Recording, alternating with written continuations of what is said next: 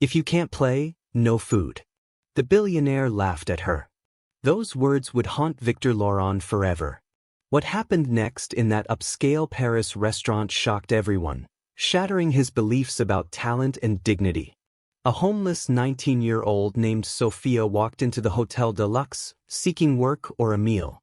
Within minutes, she'd stand at a grand piano, delivering a performance that silenced the wealthy patrons. Sophia Leclerc had survived Paris streets for 8 months. Each day, she woke in a shelter, wore her worn jeans, and searched for work. 2 years ago, she was a prodigy at the Conservatoire de Paris, playing piano since age 4. Her musician parents sacrificed everything for her talent. But a drunk driver took them, leaving Sophia with grief and bills. The insurance ran out, her apartment and piano gone. Now, she cleaned offices, her nimble fingers scrubbing floors, but her musical memory lingered. Outside the Hotel de Luxe, Sophia saw a gleaming Steinway through ornate windows. Her fingers twitched, but she looked away. Inside, Victor Laurent, a 55-year-old hotel magnate, held court. His wealth, Brioni suit, Patek Philippe watch, armored his belief that success was deserved, failure a flaw. Society forgets earning your place, he told a councilman. Everyone wants handouts. Sophia entered, heart pounding, and approached the host. I'm looking for work, she said. The host sneered, suggesting a cafe. Victor approached, eyeing her worn clothes. What can you do? He mocked. Anything honest, Sophia replied. His cold smile widened. Play something worth hearing and you'll eat. He gestured to the piano. Sophia's mouth dried. She hadn't played in months. I'll play, she said, meeting his gaze. But you listen. Something in her voice made Victor's smirk falter for just a moment, but he recovered quickly, gesturing grandly toward the piano. By all means, let's see what you've got. Sophia walked toward the Steinway, and with each step, she felt something awakening inside her that had been sleeping far too long. The walk to the piano felt like miles. Sophia was acutely aware of every eye in the restaurant following her movement, every whispered comment, every phone being raised to record what was about to happen. Her worn sneakers were silent against the thick carpet surrounding the piano area, but her heartbeat thundered in her ears. Victor Laurent followed at a leisurely pace, hands clasped behind his back like a professor about to observe a particularly interesting experiment. His voice carried easily across the now quiet restaurant. Ladies and gentlemen, we're about to have some impromptu entertainment, he announced. This young lady believes she has what it takes to earn her supper. A few people chuckled. Others looked uncomfortable with the spectacle, but nobody left. The host wrung his hands nervously, clearly wishing he were anywhere else. Sophia reached the piano bench and paused. The Steinway was even more beautiful up close, ebony black with perfect ivory keys that practically glowed in the ambient lighting.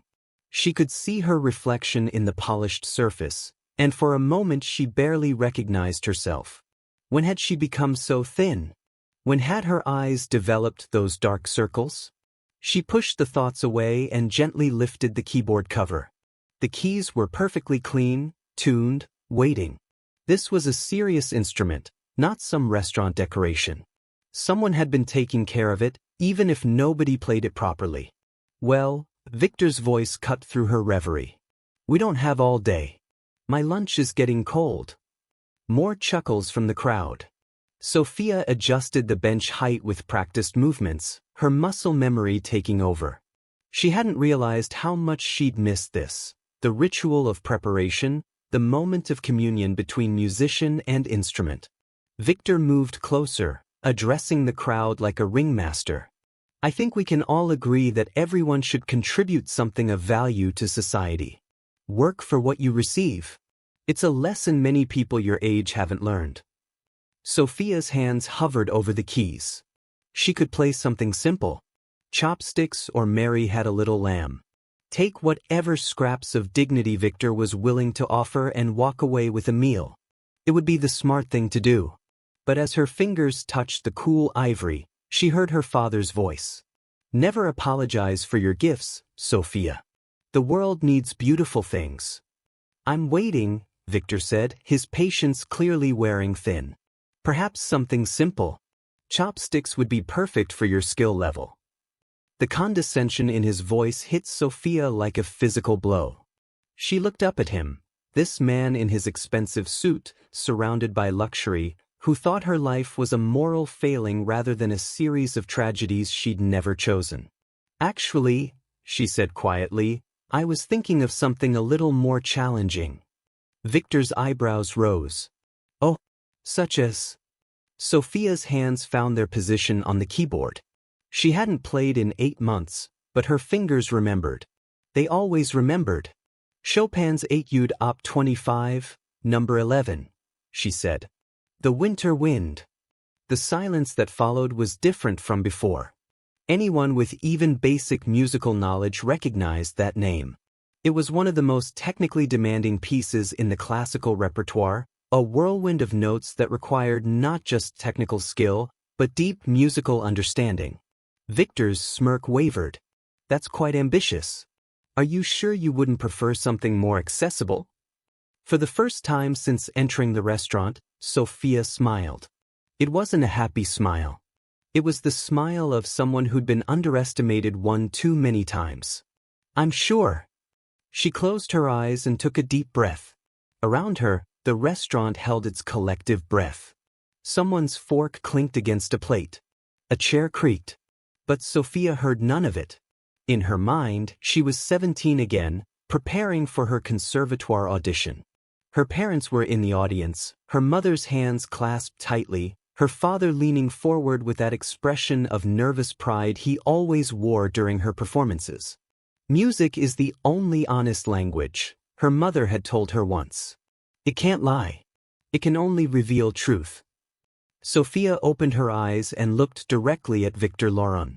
This piece, she said, her voice carrying clearly across the silent restaurant, is about surviving storms, about finding beauty in the most difficult moments. Victor's smile had disappeared entirely. Something in Sophia's tone, in the way she sat at the piano, in the confidence that had suddenly replaced her earlier desperation, made him shift uncomfortably. Well, he said, his voice lacking its earlier authority. Let's see what you can do. Sophia placed her hands on the keys. The opening notes of Chopin's Winter Wind required perfect timing, flawless technique, and the kind of musical maturity that usually took decades to develop. She would need to summon every lesson, every hour of practice, every moment of joy she'd ever found at the piano. But first, she would give them silence. One perfect moment of anticipation before everything changed. Sophia took one last breath, looked out at the crowd of expectant faces, and began to play. The first notes that emerged from the Steinway weren't the gentle, tentative sounds Victor expected. They were precise, controlled, and filled with a power that immediately commanded attention. Sophia's opening was flawless, the delicate melody that would soon explode into Chopin's notorious technical whirlwind. Victor's confident smirk began to crack. He'd expected amateur plinking, maybe a butchered version of a popular song. Instead, he was hearing the opening measures of one of classical music's most demanding pieces played with a maturity that made his chest tighten uncomfortably. That's actually Chopin, whispered a woman at a nearby table. Her companion, an older man with silver hair, leaned forward with sudden interest. Not just Chopin, he murmured back. That's Opus 25, number 11. I heard Yuja Wang play this at the Philharmonie de Paris. Sophia seemed oblivious to the whispered conversations around her. Her entire being was focused on the keyboard, her fingers moving with increasing complexity as the piece began its inevitable climb toward technical impossibility. Her posture was perfect, straight back, relaxed shoulders, hands positioned exactly as her conservatory training had drilled into her muscle memory. Victor cleared his throat loudly. Well, that's a nice start.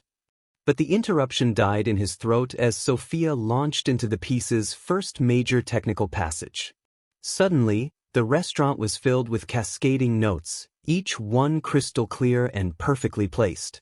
This wasn't the playing of an amateur or even a talented hobbyist.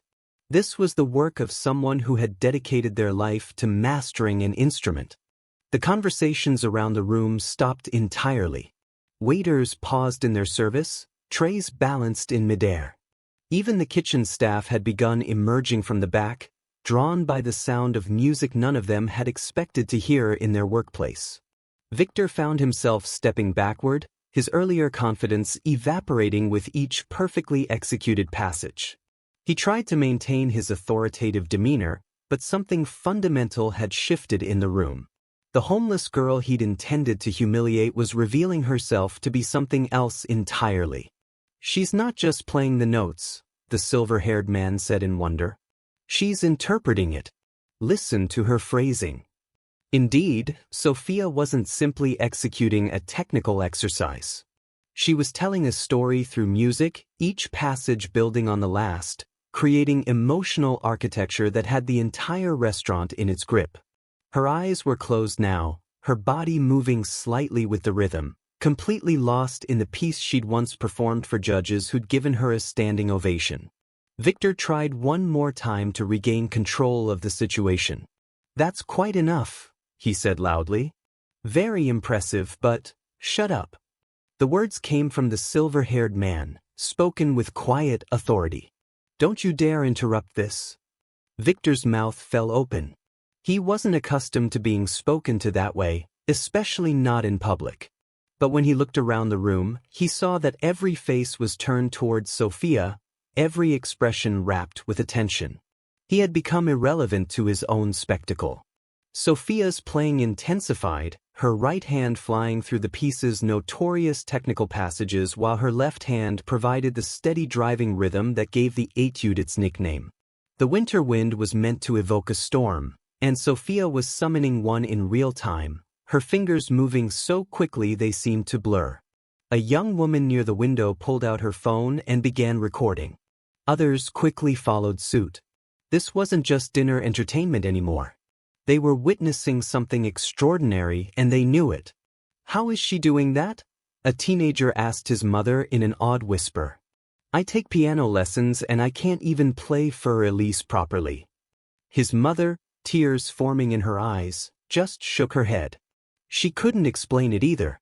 Victor felt sweat beading on his forehead.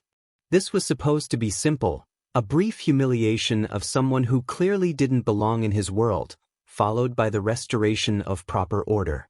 Instead, he was watching his worldview crumble in real time. Because Sophia wasn't just playing beautifully. She was playing with the kind of technical mastery and musical understanding that usually took decades to develop. Every note was intentional. Every phrase shaped with the confidence of someone who had lived inside this music for years. The restaurant's acoustics, designed to keep conversations private, now worked in Sophia's favor. The music filled every corner of the space without overwhelming it, creating an intimate concert hall experience that none of them had expected when they'd sat down for lunch. "My God," breathed the restaurant manager, who had emerged from his office to see what was causing the unusual silence in his dining room. "We haven't had playing like this since ever." Victor shot him a withering look, but the manager was too entranced to notice. Sophia approached the piece's climactic section, the passage that separated true virtuosos from merely talented players. Her breathing remained steady, her technique flawless as she navigated runs that would have challenged professional concert pianists. Yet there was nothing mechanical about her playing. Each note carried emotional weight. Each phrase told part of the story she was weaving. The winter wind was building to its inevitable storm, and Sophia rode it like she'd been born for this moment. Victor realized with growing horror that people were no longer looking at Sophia like she was a homeless girl pretending to play piano. They were looking at her like she was exactly what she was revealing herself to be, a trained musician of extraordinary ability who happened to be temporarily down on her luck. "Where did you study?" the silver-haired man called out during a brief pause between movements. Sophia couldn't answer without breaking the musical spell she was weaving, but her playing answered for her. This was conservatory-level technique combined with the musical maturity that only came from years of serious study. Victor's hands were shaking now. The confident businessman who had orchestrated this public humiliation was watching it transform into something else entirely. His own exposure as a man who judged people by their appearance rather than their abilities. The woman who had started recording was now live-streaming to her social media, and the viewer count was climbing rapidly. "You guys, I'm at this fancy restaurant and there's this homeless girl playing piano and it's literally the most beautiful thing I've ever heard," she whispered into her phone. Within minutes, comments were flooding in from around the world. Musicians, music teachers, and classical music lovers were all trying to identify the piece and the performer. Several recognized the etude immediately and were astounded by the quality of the performance. Sophia, oblivious to the digital audience she was gaining, continued to pour her heart into the music. Every frustration of the past 8 months, every moment of loss and grief, every memory of her parents and the life she'd lost, it all flowed through her fingers into the keys. But there was something else in her playing, too: hope, resilience, the unbreakable core of who she was beneath the circumstances that had brought her to this moment. Victor looked around the room desperately, seeking some way to regain control of the narrative. But everywhere he looked, he saw faces transformed by the music. People were crying, others smiling with pure joy. Some were recording, already composing captions about the incredible performance they were witnessing. And in the center of it all sat Sophia, her worn clothes and tired face transformed by the music flowing through her. She looked, in that moment, exactly like what she was, a true artist, sharing her gift with a world that desperately needed beauty. The climax was coming. Victor could feel it building in the music, in the tension of the room, in his own racing heart.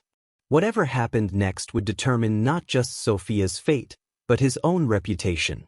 The winter wind was about to reach its peak, and Victor Laurent was about to learn what happened when you underestimated the power of genuine talent. Sophia's fingers flew, each note of Chopin's Winter Wind perfect, her interpretation breathtaking. "That's Marie Duval's phrasing," a silver-haired man whispered. "Conservatoire trained." Sophia's music answered, "Elite artistry." Victor stood frozen, his plan unraveling. The silence was reverent, Sophia's serene expression showing she belonged here, not scrubbing floors. "She's incredible," a teenager sobbed. The Steinway soared, notes resonating. Victor's voice failed. Sophia's playing rivaled Sal Playel's best. The live stream hit thousands, comments raving. "Perfect Chopin." The manager whispered, "Never heard this." Sophia hit the toughest runs, her music a story of survival. Dr. Moreau called, "Where did you study?" Her playing answered, "Conservatoire mastery." Victor's prejudice was exposed. The final chord struck, lingering. Silence gripped the room. Victor's confidence shattered. Sophia's performance was world-class. Applause erupted, Dr. Moreau leading. "Brava!" the crowd shouted. Sophia smiled, not triumphant, but joyful, sharing the music her parents taught her. The crowd surged toward Sophia. "Your name?" Dr. Moreau asked. "Sophia Leclerc, Conservatoire," she replied. Gasps followed. "You should be ashamed," a woman told Victor.